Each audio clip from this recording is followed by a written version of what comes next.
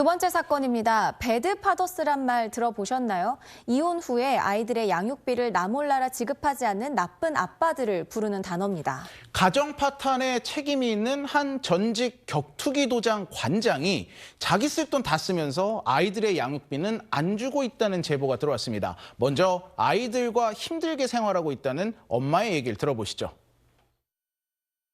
아이가 이제 불도 지나지 않은 상황에서 그런 일이 벌어진 거거든요. 도장에서 나와서 둘이 손잡고 가는 모습부터 술집에서 키스하는 현장까지도 제가 직접 다 찍어서 소송을 진행했고 일부 승소를 받았어요. 조정을 통해서 150만 원씩 지급을 해야 되느라고 했는데 지급을 안 하기 시작했고 그런 부분들이 너무 괘씸하고 좀 속 터지는 상황이라서 자, 이혼의 귀책 사유가 전 격투기 도장의 관장, 그러니까 전 남편한테 있네요. 그렇습니다. 지금 제보자가 결혼한 게 2016년이고 7년간 결혼 생활 유지를 하면서 두 자매를 키웠다라고 합니다. 네. 그리고 이제 제보자 전 남편이 이렇게 이제 격투기 도장을 운영을 했었는데 그 2021년도 11월, 그러니까 이제 둘째 아이가 돌이 같이 난 그때 시점에 이 제보자가 이 남편이 이 그 도장에 있는 그 회원하고 이렇게 이제 불륜 사실이 있다라는 걸 알게 됐다라고 합니다. 그러니까 정리를 해보면 2020년도에 이제 제보자가 둘째 아이를 임신을 하고 있었는데 그때 이 남편이 그때 당시 이제 도장의 회원으로서 한 인플루언서가 왔다라고 하거든요. 그러면서 전 남편이 그 인플루언서한테 애기야라고 하면서 부르는 그런 이제 문자 내용을 발견을 하게 됐다라고 합니다. 네. 그러고 나서 이제 들켰기 때문에 잘못했다, 안 만나겠다 이렇게 이야기를 해놓고 그 다음 해에 또 이제 이 도장에서 나오면서 같이 손잡고 나오는 모습을 이 제보자한테 들켰고요. 네. 그 술집에서도 스킨십 하는 모습을 이제 들키게 되면서 그래서 제보자가 못 참고 이혼까지 하게 됐다고 합니다. 아까 지금 말씀하신 내용들이 영상과 사진으로 나왔었는데 네. 자, 이 남편은 사실은 유복한 집에서 자란 사람이라고 합니다. 자, 제보자, 그러니까 아내는 이런 불륜 현장을 목격한 직후에 시댁으로 찾아갔다고 합니다. 당신 아들이 바람을 피웠습니다. 라면서 시부모님과 함께 사실관계를 따져봤다고 하는데요. 이 당시의 상황이 녹음이 됐습니다. 들어보시죠. 너 걔하고 바람 피고 있냐? 네가 무슨 애인이 뭐니 이런 문자를 막 이렇게 주고받고 그러니까 똑바로 대답해. 바람 폈어? 바람 폈다라고 얘기한 적 없고 식사 제가 몇 번 해가지고 했었었고 그다음에 문자 온 거 방송 콘텐츠 제작하는 것 때문에 그렇게 얘기를 했던 거고. 혜연이랑 밥 먹으면 바람 아니죠. 손잡고 다니고 팔짱 끼고 다니고 봤어? 증거 있어? 봤다고요. 제 눈으로 봤다고요.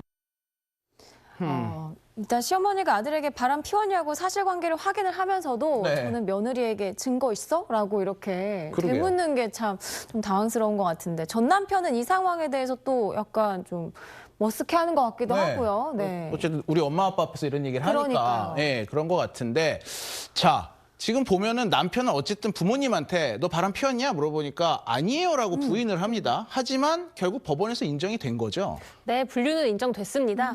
이 제보자가 상간녀와 남편을 상대로 상간 소송을 제기를 했습니다. 네네. 당신들이 바람 피웠으니까 나한테 위자료를 지급해라라는 소송인데요. 네네. 바람 피운 게 인정이 돼서 결국 위자료 2천만 원을 지급하라라는 판결이 나왔습니다. 네. 뿐만 아니라 이 남편과는 2023년 10월 이혼 조정으로 이제 최종적으로 이혼이 되는데요. 제보자가 두 아이의 양육권을 가지고 오고 대신 이 남편이 양육비를 줘라라는 조정이 됐습니다. 구체적으로는 이 소송을 하던 2년간의 기간 중에는 과거 양육비라고 해서 2천만 원을 지급해야 되고 네. 장래 양육비 그러니까 아이들이 성인이 될 때까지의 양육비는 2024년까지는 자녀 한 명당 50만 원, 그러니까 총 100만 원. 네. 그 이후부터 이제 자녀가 성인이 될 때까지는 자녀 한 명당 75만 원. 총 150만 원을 지급하라라고 조정이 됐습니다. 매달 줘야 되는 거죠? 그렇습니다. 네. 근데 문제는 2024년 6월부터 이 전 남편이죠. 전 남편이 양육비를 전혀 지급을 하지 않는 겁니다. 2년째 안 주고 있네요. 그렇죠. 그러니까 몇 천만 원이 쌓인 거고요. 네. 게다가 사실 이 조정 결정문 보면 아빠가 아이들을 뭐 한 달에 한 번 이런 식으로 볼 수 있게 면접 교섭권이 있거든요. 그렇죠. 4년 동안 아이들을 한 번도 보지 않았다고. 진짜 문제는 이제 지금부터 시작이 되는데요. 이런 식으로 법원이 정한 양육비도 안 주는 이른바 배드파더스들이 문제가 되는 게 이혼한 배우자와 아이들의 생활이 막막해지기 그렇죠. 때문이잖아요. 자, 게다가 이 격투기 관장은 아예 아이들 보러 오지 않는다고 또 송 변호사님이 전해주셨는데 그럼 지금 제보자와 아이들은 어떻게 생계를 이어가고 있나요? 일단 제보자가 회사를 다니고 있어서 그걸로 생활비랑 양육비를 충당을 하고는 있는데요. 제보자가 아이를 낳으면서 경력이 단 단절됐다고 해요. 그래서 네. 다시 일을 구하니까 계약직에 좀 낮은 연봉의 직을 지금 일을 하고 있어서 좀 부족한 상황이고 그렇죠. 이 전 남편이 사실은 2천만 원이라는 과거 양육비도 일부만 지급을 했거든요. 네. 근데 제보자가 이거에 대해서는 이행 명령을 신청을 하셨습니다. 네, 네. 그래서 이 과거 양육비도 월 60만 원을 지급해야 된다라는 이행 명령이 내려왔고요, 법원에서. 근데 만약에 이제 이 전 남편이 이거를 이행하지 않으면 그러니까 감옥 갈 수도 있어요. 그러니까 이게 무서워서 월 60만 원씩만은 낸다고 합니다. 그러니까 과거 양육비를 분할해서 내고 있는 거죠. 근데 이마저도 사실은 너무 부족해서 그렇죠. 뭐 주말 알바까지 해서 제보자가 지금 양육비를 대고 있는 상황이라고 합니다. 네. 정말 빡빡할 것 같습니다.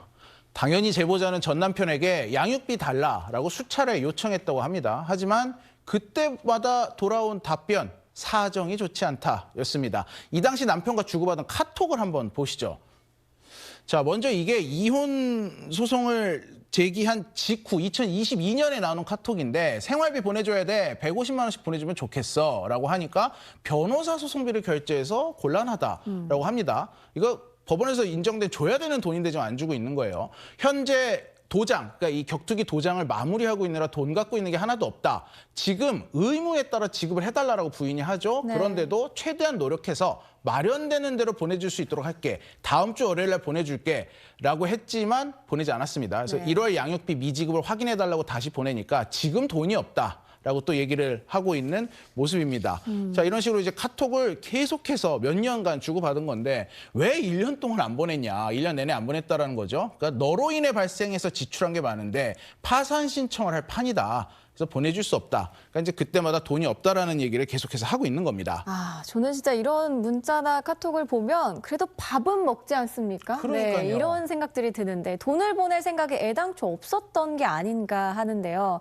자, 이 전 남편 자신이 진짜 돈이 없다는 걸 보여주기 위해서 이렇게까지 했다고 합니다. 제보자의 이야기 들어보시죠. 전 남편이 개인 회생 신청을 했다가 법원에서도 그걸 용납하지 않아서 폐지가 됐거든요. 근데 개인 회생 폐지가 되는 순간 바로 도장을 폐업하면서 파산 신청을 하더라고요. 최근에 저한테 양육비 관련해서 감액 소송을 하겠다 이런 뉘앙스의 내용 증명을 보내온 것들도 있고 그렇게 하면서 다른 클럽 형태로 지도자 역할로 왔다 갔다 하고 있는 본인 소득으로는 뭔가 잡힐 수 있는 그런 게 없겠죠? 변호사님 잘 모르겠습니다. 진짜 남편이 전 남편이 좀 어려워서 진짜 이러는 걸까요? 아니면은 양육비 주지 않기 위한 꼼수일까요? 어떻게 보십니까? 그러니까 저도 참 애매한 사안이긴 한 것 같은데 네. 일단은 이 전 남편이 이혼을 하기 전에 월 소득이 한 400에서 500 정도 됐다라고 하거든요. 네네. 근데 그러고 나서 이제 뭐 사정이 생겨가지고 지금 뭐 2025년도에 이 격투기 도장을 뭐 폐업을 했다라고 하는데, 네. 근데 그러고 나서도 사실은 이제 그 뭐 폐업을 하기 전까지 회원도 많았다라고 제보자는 주장을 하고 있는 걸로 봤을 때는 어느 정도 소득이 있었던 사람인데 이후에 지금 이 폐업을 하고 나서도 계속 뭐 협회 뭐 이런 강좌라든지 지도를 하는 걸로 봤을 때는 소득이 있을 걸로 충분히 추정이 되는데 그럼에도 불구하고 지급을 하지 않고 있다는 자체가 정말로 이 본인의 경제적인 사정이 어려워서 그런지는 모르겠지만 근데 시댁도 부유하다고 했지 않습니까? 네. 특히나 이제 양육비 같은 경우는 자녀의 복리이기 때문에 그럼 좀 지원도 해줄 수 있는 상황인데 그럼에도 불구하고 본인은 지금 4천만 원에 상당한 오토바이를 타고 다닌다고 하거든요. 화면에 나오는 저 오토바이인가 보네요. 그렇습니다. 네. 이런 걸로 봤을 때는 정말로 이 사람이 정말 양육비를 지급할 그런 의지가 있는지 뭐 이런 부분들이 의심스러운 상황인 것 같습니다. 자, 뉴스헌터스에서는 이 전 남편의 얘기도 들어보려고 전화 통화를 시도했지만 끝내 저의 연락을 받지 않았습니다. 네, 뭐 앞서 본 전 남편 측 주장대로 진짜 양육비를 주지 못하는 상황일 수도 있겠죠. 네, 하지만 네, 이번 사례처럼 뭐 악용이 될 수도 있을 것 같은데 뭐 어떤가요? 지금은 파산 신청 같은 걸 일부러 해서 뭔가 회피를 할 수도 있지 않나 하는 생각이 들거든요.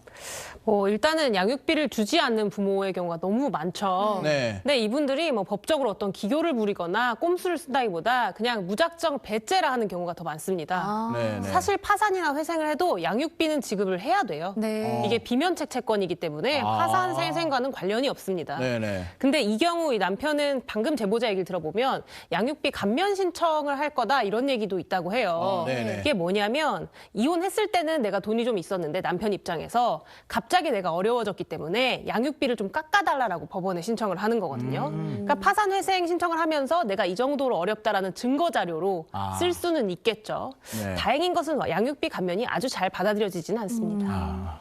네. 자, 배드파더스 신상을 공개하는 사이트도 있었잖아요. 있었죠. 네, 사적 제재 논란으로 폐쇄됐던 사이트가 최근 다시 열렸다고 합니다. 자, 양육비 미지급을 아동학대로 봐야 된다라는 주장까지 나올 정도로 사회적으로 문제가 심각한데요. 제도 개선이 시급해 보입니다. 오늘 저희가 준비한 사건 여기까지입니다. 두 분 말씀 감사합니다.